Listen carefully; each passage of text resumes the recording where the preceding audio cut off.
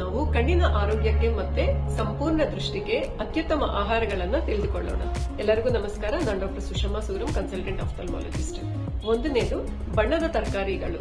ಇದರಲ್ಲಿ carrot, capsicum, tomato, beetroot, ಸಿಹಿ ಗೆಣಸು ಮತ್ತೆ ಬ್ರಕೋಲಿ. ಇದರಲ್ಲಿ ವೈಟಮಿನ್ ಎ ಜಾಸ್ತಿ ಇರುತ್ತೆ, ಐರನ್ ಇರುತ್ತೆ, ಹೈ ಫೈಬರ್ ಕಂಟೆಂಟ್ ಇರುತ್ತೆ.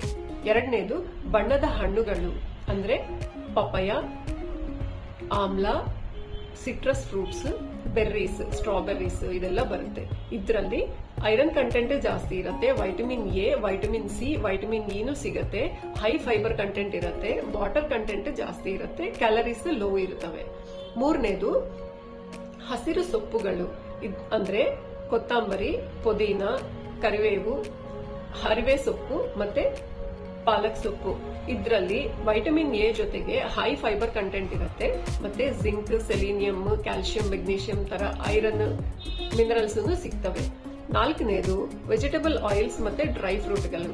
ಇದರಲ್ಲಿ ವೈಟಮಿನ್ ಇ ಸಿಗುತ್ತೆ, ಎಸೆನ್ಷಿಯಲ್ ಫ್ಯಾಟಿ ಆಸಿಡ್ಸ್, ಬಾದಾಮಿ, ಅಕ್ರೂಟ್ ಮತ್ತೆ ಖರ್ಜೂರಗಳಲ್ಲಿ ಐರನ್ ಸಿಗುತ್ತೆ. ಐದನೇದು ಮೀನು. ಇದರಲ್ಲಿ most abundant source of omega 3 and omega 6 fatty acids, almost 0 carbohydrates, protein rich ಆಗಿ ಇರ್ತದೆ. ಈ ಪದಾರ್ಥಗಳನ್ನ ನೀವು ಪ್ರತಿದಿನ ಊಟದಲ್ಲಿ ಸೇರಿಸಿದರೆ ಸುಮಾರವಾಗಿ ಕಣ್ಣಿನ ಸಮಸ್ಯೆಗಳನ್ನ ನಿವಾರಿಸಬಹುದು.